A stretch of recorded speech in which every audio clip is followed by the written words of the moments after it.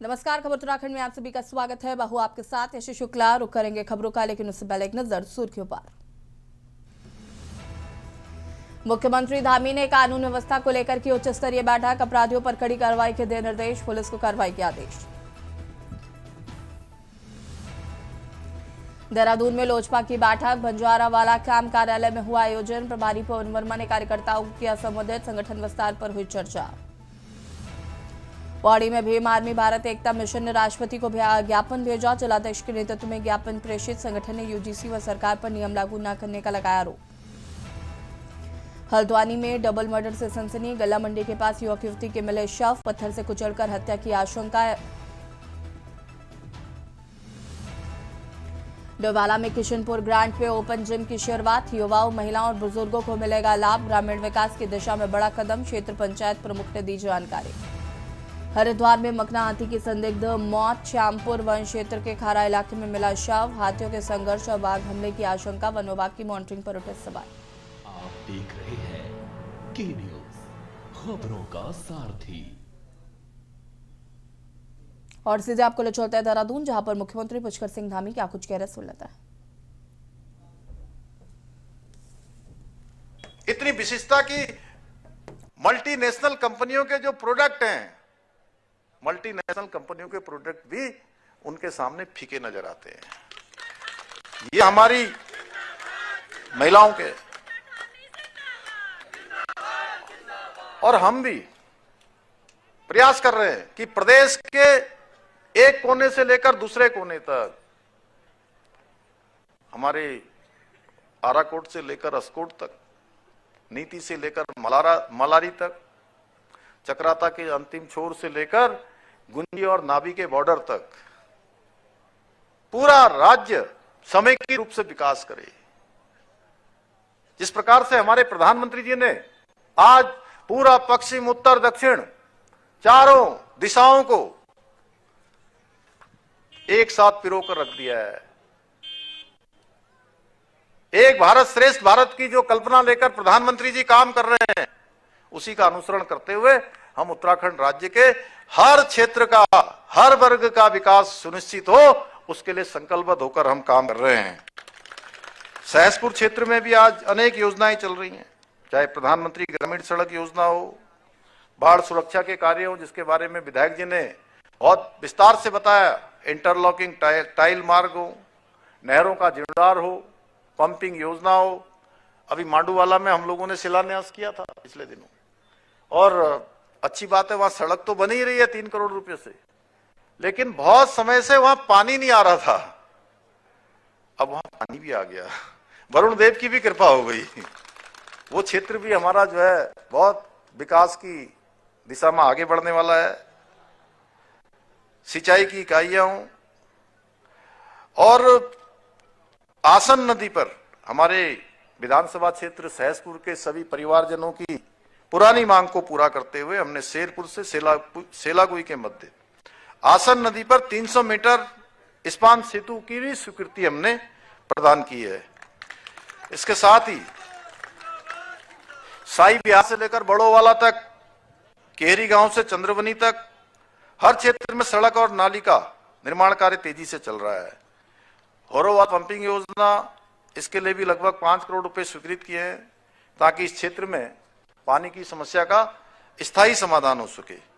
भाइयों बहनों, ये सब इसलिए संभव हुआ है कि आदरणीय प्रधानमंत्री जी के नेतृत्व वाली सरकार, इस सरकार में विकास की राजनीति होती है, न कि वोट बैंक की राजनीति। पहले के समय में केवल वोट बैंक की राजनीति होती थी। देश के अंदर 60 सालों तक एक पार्टी का शासन रहा है, और इन 60 सालों में भी एक परिवार का शासन 55 सालों से अधिक समय तक एक ही परिवार का शासन रहा है। चाहे डायरेक्ट, इनडायरेक्ट, हर दृष्टि से एक ही पार्टी ने और एक ही परिवार ने इस देश को शासन देने का काम किया है। आज देवभूमि उत्तराखंड में विकास के साथ साथ अनेक ऐतिहासिक काम हो रहे हैं, अनेक उपलब्धियां हासिल हो रही हैं। बीते वर्षों में हमारे राज्य उत्तराखंड ने वो कर दिखाया है जो कभी सपना लगता था आज चाहे आर्थिक मोर्चा हो, सामाजिक बदलाव हो, हर दिशा में हमने ठोस प्रगति की है। और समग्र विकास यानी कि सतत विकास के लक्ष्यों को प्राप्त करने में नीति आयोग भारत सरकार के एसडीजी रैंकिंग में हमारे राज्य को पूरे देश में नंबर 1 स्थान मिला है। भाइयों बहनों, ये हमारे लिए बहुत गौरव की बात है। आज जब हमारा राज्य बना था सन 2000 में, तब से लेकर अभी तक अगर हम अर्थव्यवस्था की बात करें तो इसमें 26 गुना की अभी बढ़त हो चुकी है। और हमारा बजट जो मात्र 4000 करोड़ का होता था, कितने का लक्ष्मी जी? 4000 करोड़ का। अब ये हमारा बजट बढ़कर 1 लाख करोड़ से ऊपर जा चुका है। आज सड़कों के अगर हम बात करें, सड़कों का जाल तब से लेकर 2 गुना बढ़ चुका है। बिजली उत्पादन हमारा 4 गुना बढ़ गया है। और तो और रिवर्स पलायन हो रहा है। लोग बड़े बड़े शहरों से वापस अपने गांवों की ओर आ रहे हैं। और पलायन निवारण आयोग की रिपोर्ट में 44% रिवर्स पलायन हुआ है। बड़े बड़े शहर छोड़कर आज लोग अपने घर, अपने पूर्वजों के स्थान उत्तराखंड वापस आ रहे हैं। भाइयों बहनों, इसके साथ साथ हमने देवभूमि के मूल स्वरूप की रक्षा के लिए हम मजबूती के साथ काम कर रहे हैं। हम देवभूमि के देवत्व को किसी भी कीमत पर उसका नुकसान नहीं होने देंगे, उसके अस्तित्व पर कोई संकट ना आए, यह हमारा संकल्प है। इस संकल्प को लेकर हम काम कर रहे हैं। हमने साफ कह दिया है कि देवभूमि में अतिथि देवो भव की परंपरा चलेगी, लेकिन देवभूमि में मर्यादा तोड़ने वालों को कोई स्थान यहां नहीं मिलने वाला है, कोई जगह उनके लिए नहीं है। इसी संकल्प के साथ हमने चाहे धर्मांतरण रोकने का कानून लागू किया हो, दंगा नियंत्रण का कानून लागू किया हो, और ऐसी ताकतें जो देवभूमि में विभाजन करना चाहती है उनको हमने करारा जवाब देने का काम किया है।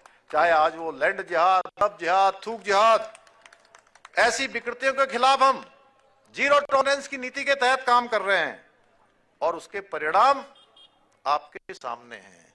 अभी विधायक जी ने कहा कि वो जमीन एक ऐसे व्यक्ति को दी गई जो लगातार ऐसे संस्थान बनाता है जिसके कारण से वहां से राष्ट्र के अंदर विघटनकारी ताकतें पैदा होती हैं।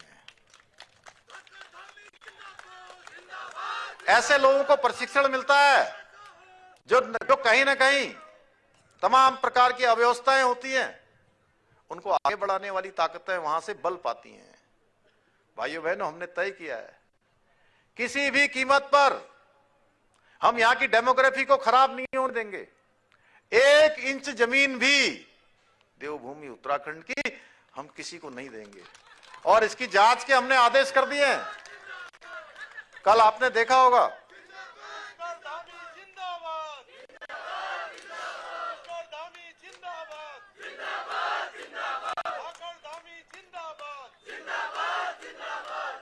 आप देख लीजिए, कहते सबूत लाइए। सबूत इसी विधानसभा में गए हैं।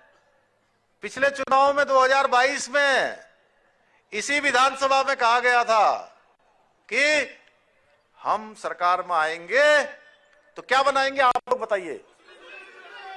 मैं नहीं कह रहा हूं, आप लोग बोलिए जोर से, क्या बनाएंगे इन्होंने कहा था। भाइयों बहनों, देवभूमि के लोगों ने एक बार आपको रास्ता दिखा दिया है कि आप ये बनाएंगे और हम आपको क्या बना के भेज देंगे। अब आप लोग फिर से उसी रास्ते पर हैं।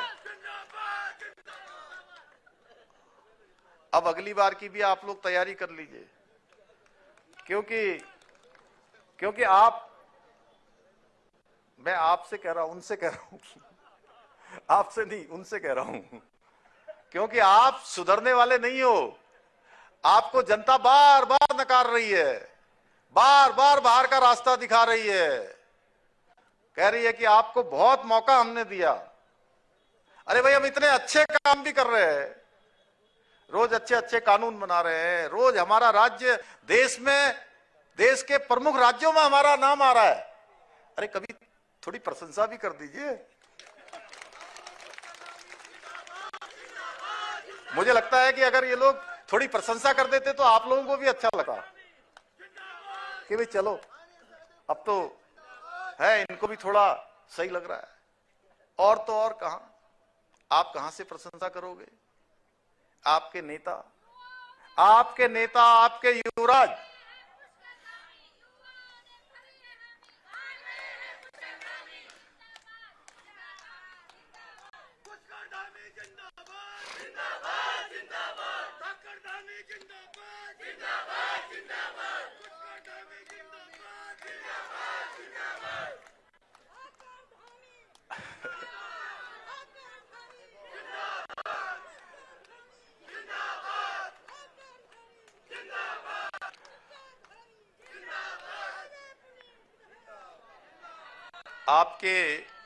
आपके पार्टी के युवराज,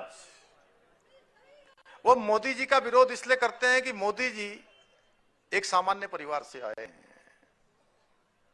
और सामान्य परिवार से आने के बाद मोदी जी ने भारत को बदल दिया।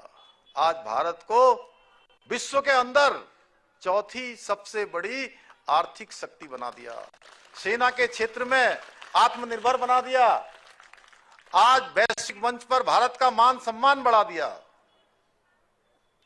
आज दुनिया का कोई भी बड़ा निर्णय दुनिया में होने से पहले लोग भारत के रुख का इंतजार करते हैं। देश के 30 करोड़ लोगों को गरीबी रेखा से बाहर निकाल दिया, और मोदी जी कहते हैं कि 140 करोड़ भारतवासी मेरा परिवार है। आपको परेशानी होती है क्योंकि प्रधानमंत्री का पद तो आपके परिवार की जागीर हुआ करता था। आप सोचते थे कि ये तो केवल हम ही इस पर जा सकते हैं, एक सामान्य व्यक्ति कैसे इस देश को इतना अच्छा चला सकता है, कैसे हर व्यक्ति का मान सम्मान, उसके अंदर स्वाभिमान लाने का काम कर सकता है। एक हमारी बहन जो गांव में रहती है, उसको कैसे लखपति दीदी बना दे रहा है, एक सामान्य किसान को कैसे आगे बढ़ा दे रहा है, स्टार्टअप खड़े करके नए नए युवाओं को कैसे मौका मिल जा रहा है, हर क्षेत्र में नए नए कानून लाकर धारा 370 समाप्त कर दे रहे हैं मोदी जी। 3 तलाक जैसी जो कुरीतियां थी, उन कुरीतियों को समाप्त करने का काम हो रहा है। भगवान राम का मंदिर, जिसका हम सब, हमारी पीढ़ियां, कई शताब्दियां लग गई उसमें कि बने, वो भगवान राम का मंदिर मोदी जी के नेतृत्व में बनकर तैयार हो जाता है हमारे ही राज्य में। तो ये आपको हजम नहीं हो रहा है, तो आप मोदी जी का विरोध करते करते करते इतना आगे बढ़ गए हैं कि हमारे देश का भी विरोध करने लगे हैं, विदेशों में जाकर देश की बुराइयां करने लगे हैं, देश की खिया उड़ाने लगे हैं, सेना का भी अपमान कर रहे हैं। जो सेना हमारी अदम्य साहस, वीरता और पराक्रम और शौर्य का, जिस सेना का इतिहास रहा है, 84 के दंगों में किस प्रकार से सिखों का कत्लेआम हुआ, वो सबने देखा। और आज वो हमारे मंत्री, जो भारत सरकार के मंत्री हैं, रवनीत सिंह चीमा जी, उनको गद्दार कहते हैं। पूरे सिख कौम का, उनके मन में क्या भाव है, क्या कांग्रेस पार्टी सोचती है, क्या उनकी पार्टी के युवराज सोचते हैं, ये पूरा देश देख रहा है भाइयों बहनों। इसलिए उनको मोदी जी से इस बात की चिढ़ है। इसलिए कोई अच्छा काम हो, कितना अच्छा काम हो, हर चीज में उनको बुराई नजर आती है। भारत की संसद चलने नहीं देते हैं। आप देख रहे होंगे, जो संसद में चर्चा होनी चाहिए, मोदी जी की माताजी स्वर्गवासी हो गई, उनको भी भला बुरा कहते हैं। ये कांग्रेस के लोगों की मानसिकता है भाइयों बहनों। इसलिए हमने तय किया है, देवभूमि उत्तराखंड में जिस प्रकार से यहाँ की मूल संस्कृति है, हम यहाँ का देवत्व है, हम यहाँ धर्मांतरण का कानून लागू करते हैं, परेशानी होती है। हम यहाँ पर लैंड जिहाद के खिलाफ कार्रवाई करते हैं, 12,000 एकड़ जमीन हम खाली करवाते हैं, इनको परेशानी होती है। हम देश में सबसे पहले समान नागरिक संहिता का कानून लागू करते हैं, उसमें भी इनके पेट में दर्द होता है। हम सभी बच्चों के लिए, हम कहते हैं कोई बच्चे हों, किसी के बच्चे हों, उनको अच्छी शिक्षा मिलनी चाहिए। हम मदरसा एक्ट समाप्त करते हैं और अल्पसंख्यक शिक्षा में सुधार का कानून लाते हैं। हम कहते हैं इसमें हमारे सिख समाज के लोग भी रहेंगे, बौद्ध भी रहेंगे, जैन भी रहेंगे, ईसाई भी रहेंगे, पारसी भी रहेंगे, सबको समान अधिकार मिलना चाहिए। उससे भी इनको पेट में दर्द होने लगता है भाइयों बहनों। हम कहते हैं कि हम यहां की डेमोग्राफी को खराब नहीं होने देंगे। हम अपने बच्चों का भविष्य किसी भी प्रकार से उनको असुरक्षित नहीं सौंपेंगे। उससे भी इनका पेट बहुत दुखता है, हर चीज में इनको परेशानी होती है। अरे भाई, आप देवभूमि को क्या बनाना चाहते हैं? आप जो बनाना चाहते हैं, आपकी ये मनसा देवभूमि के लोग किसी भी कीमत पर पूरी नहीं होने देंगे, किसी भी कीमत पर पूरी नहीं होंगे। इस क्षेत्र में भी इन जिहादियों ने जमीनों का बहुत खेल किया है। इस मंच के माध्यम से मैं बताना चाहता हूं कि ऐसे लोगों की अब खैर नहीं है। हम बिल्कुल 1 इंच भी जमीन नहीं देने वाले हैं, 1 इंच भी इनके साथ कोई कोताही नहीं बरतने वाले हैं। भाइयों बहनों, हमने सख्त भू कानून लागू किया, उसमें भी इनको परेशानी हो गई। हमने ऑपरेशन कालनेमी चलाया, जो धर्म के मार्ग पर बाधा बन रहे थे, सनातन धर्म को नुकसान पहुंचाने का काम कर रहे थे, उसमें भी इनको परेशानी होती है। भाइयों बहनों, उत्तराखंड देश का पहला राज्य बनता है जहां समान नागरिक संहिता का कानून लागू हो जाता है। भारत के संविधान में जिसका प्रावधान किया गया है, हम सबको गर्व है, देववासियों को, देवभूमि वासियों को गर्व है। पूरे देश के लोग कहते हैं कि आपने बहुत अच्छा काम कर दिया। लेकिन हमारे इन कांग्रेस के इन मित्रों को, हमारे प्रतिपक्ष के लोगों को इसमें भी बहुत परेशानी होती है कि उत्तराखंड समान नागरिक संहिता, सबके लिए एक समान कानून लागू करने वाला राज्य क्यों बन गया? क्योंकि इनको तुष्टीकरण चाहिए। भाइयों बहनों, आज उसी समान नागरिक संहिता की बात अन्य राज्य भी कर रहे हैं। देवभूमि से निकली हुई है गंगा आज पूरे देश में जा रही है, और पिछले 4.5 वर्षों में हमने 28,000 नौकरियां निष्पक्षता के आधार पर, पारदर्शिता के आधार पर, अभी भाई सहदेव सिंह पुंडीर जी कह रहे थे, एक साथ जो बेटे बेटियां हमारे परीक्षाओं में बैठ रहे थे, उनका एक परीक्षा में भी नाम नहीं आ रहा था, एक में भी चयन नहीं हो रहा था। अब एक साथ 1 में हो रहा है, 2 में हो रहा है, 3 में हो रहा है, 4 में हो रहा है, और कुछ बच्चे तो मुझे ऐसे मिले जिनका 5-5 परीक्षाओं में एक साथ चयन हो रहा है। भाइयों बहनों, और इतना ही नहीं, सहदेव जी, अब आप इसको थोड़ा करेक्ट कर लीजिए। कुछ ही दिनों में ये 28,000 में 2,000 और जुड़ने वाले हैं। पुलिस कांस्टेबलों की 2,000 भर्तियों का रिजल्ट भी निकल गया है, यानी कि 30,000 ये, और अगले 1 साल में हमने कहा है, लोग कहते हैं चुनाव आने वाला है। मैंने कहा चुनाव आएगा, 1 महीने 2 महीने का चुनाव होगा। जिस दिन आचार संहिता लगेगी उस दिन से हम चुनाव की बात करेंगे। अभी हम चुनाव की बात नहीं कर रहे हैं, अभी हम केवल काम की बात करेंगे। और 10,000 12,000 नियुक्तियां अगले 1 साल में और होने वाली हैं। और ये रिकॉर्ड आंकड़ा है उत्तराखंड बनने के बाद। ये जो आंकड़ा है 28,000 का, ये कुल जितनी नियुक्तियां हुई हैं, जितनी भर्तियां हुई हैं, उसका 2/3 से अधिक है। भाइयों बहनों, हमारी सरकार भ्रष्टाचार के खिलाफ सिर्फ बात नहीं करती है, बल्कि हम एक्शन लेकर सीधे कार्रवाई करते हैं। पहले होता था कि छोटी छोटी मछलियों को पकड़ लिया जाता है, बड़ी बड़ी मछलियों पर कोई हाथ नहीं डालता है। हमने कहा अब छोटी मछली, बड़ी मछली या मगरमच्छ जो भी होगा उसको छोड़ा नहीं जाएगा, उसके खिलाफ कार्रवाई होगी। भाइयों बहनों, ये सब हम फैसले ले रहे हैं। इन विपक्ष के लोगों को, इन हमारे कांग्रेसियों को बिल्कुल हजम नहीं हो रहा है, हजम नहीं हो रहा है। क्योंकि जब विकास की रफ्तार तेज होती है तो कुछ लोगों की राजनीतिक जमीन खिसकने लगती है, उनके पैरों से जमीन गायब हो जाती है। जिन्हें काम चोरी की आदत होती है उन्हें विकास नहीं दिखाई देता है, उन्हें दिखाई नहीं दे रहा है। जो विधायक जी अभी कह रहे थे, वो विकास की बातें नहीं करते। विपक्ष की राजनीति का स्तर इतना गिर गया है, आज स्तरहीन राजनीति पर आ गए हैं। सड़कों के निर्माण में साजिश दिखती है, पुलों के निर्माण में भी उनको राजनीति दिखती है, क्योंकि उनका इतिहास हमेशा से काम का नहीं रहा है। बल्कि कमीशनखोरी का रहा है।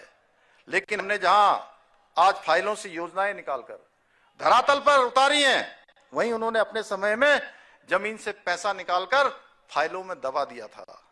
आप सभी जानते हैं, कांग्रेस के समय में ये योजनाएं केवल कागजों पर होती थी, भ्रष्टाचार चरम पर होता था, घोटालों पर घोटाले होते थे। आज जब भाजपा की डबल इंजन की सरकार राज्य का चहुमुखी विकास कर रही है, तो पूरा का पूरा विपक्ष घबराया हुआ है, क्योंकि विकास की इस रफ्तार के सामने उनकी जो वोट बैंक की राजनीति है, तुष्टीकरण की राजनीति है, वो दम तोड़ रही है। इसलिए विपक्ष को कभी यूसी से परेशानी, कभी धर्मांतरण से परेशानी, तो कभी दंगारोधी कानून से उनके पेट में दर्द होता है। और वोट बैंक की राजनीति में उनको क्या है, आपने देखा होगा, एक कांग्रेस पार्टी की प्रवक्ता वो कह रही थी उनको कि जिहाद भी शब्द भी अच्छा लगता है। क्यों नवीन, ऐसा ही नाम मत लो लेकिन आप ही बताइए भाइयों बहनों, क्या मैं तो आपसे एक प्रश्न पूछ रहा हूं और अपनी बात को अब मैं समाप्ति की ओर ले जा रहा हूं, क्या नफरत फैलाने वालों को देवभूमि में खुली छूट मिलनी चाहिए? जोर से बोलिए। या उनके खिलाफ सख्त कार्रवाई होनी चाहिए? भाइयों बहनों, मैं आपको विश्वास दिलाता हूं, अपने बड़े बुजुर्गों से कहना चाहता हूं, आपका ये बेटा, आपका ये भाई प्रदेशवासियों के हित में कोई भी कठोर निर्णय लेने से न कभी पीछे हटा है, न कभी भविष्य में पीछे हटने वाला है। भाइयों बहनों,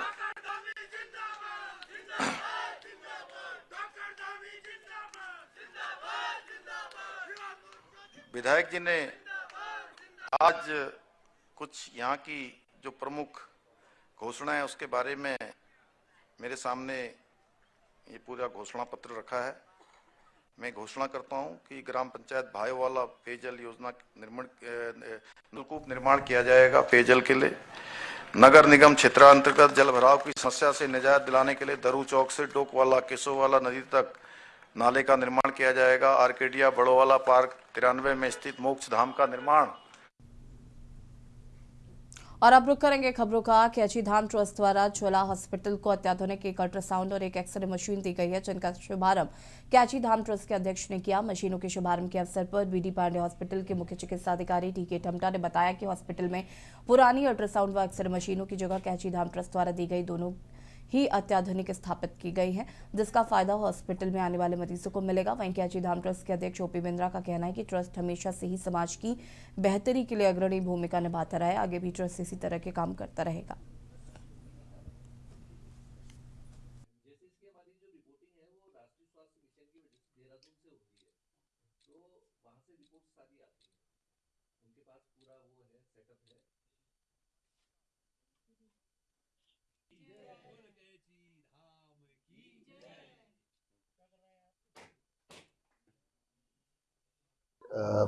एक्सरे मशीन दी गई है with printer and ultrasound machine दी गई है, और ये माँ महाराज के आशीर्वाद से दी गई है। इसमें हमारे सीएमओ साहब का डॉक्टर अनिरुद्ध गंगोला जी का बहुत बड़ा योगदान रहा है। इन्होंने हमको एक डिमांड लेटर भेजा था और उनके सहयोग से ये हम मशीनें महाराज की कृपा से स्थापित कर पाए। हम तो चाहते हैं जनता को फायदा मिलना चाहिए, मैक्सिमम जितना हो सके उतना फायदा मिले, इसलिए एडवांस मशीन लगाई गई है ताकि लोगों का हल्द्वानी जाना बचे। ये दो मशीनें जो हैं, एक तो डिजिटल एक्सरे हमारी और दूसरी अल्ट्रासाउंड वाली मशीन है, और काफ़ी अच्छी मशीन है, एकदम नई तकनीक से है, और मैं समझता हूँ कि इससे आने वाले टाइम में मरीजों को बहुत फ़ायदा पहुँचेगा। और ये जो दोनों मशीनें हैं ये हमें कैची धाम जो ट्रस्ट है उन्होंने प्रोवाइड करी है, और हम सब लोग पूरे अस्पताल परिसर की तरफ से जो है उनका बहुत बहुत धन्यवाद देना चाहिए। डोईवाला तहसील में भारतीय किसान यूनियन देहरादून द्वारा जोरदार प्रदर्शन किया गया। किसानों ने केंद्र सरकार पर अमेरिका के साथ गलत व्यापारिक समझौता करने का आरोप लगाया है और कहा कि इस डील से देश के किसानों को भारी नुकसान होगा। किसानों का कहना है कि मोदी सरकार की हठधर्मिता से देश की कृषि व्यवस्था पर बुरा असर पड़ेगा। प्रदर्शन के दौरान भारतीय किसान यूनियन देहरादून के अध्यक्ष सरदार सुरेंद्र सिंह खालसा सहित कई किसानों ने राष्ट्रपति के नाम ज्ञापन भी सौंपा। किसान संगठनों ने सरकार से इस पर समझौते पर पुनर्विचार करने की मांग की है।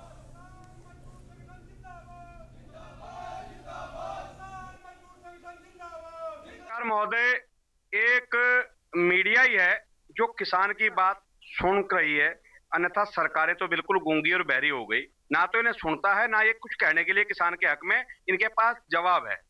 ये अभी हमारे माननीय प्रधानमंत्री मोदी जी अमेरिका गए। अरे जाओ भाई, घूमो, सरकारी पैसे से खूब ऐश करो, लेकिन ये वहां जाकर के एक किसान विरोधी समझौता कराए। पूरे देश का किसान उस समझौते से परेशान है। और खबर उत्तराखंड में फिलहाल आता है। देखते रहिए के न्यूज़ इंडिया। नमस्कार।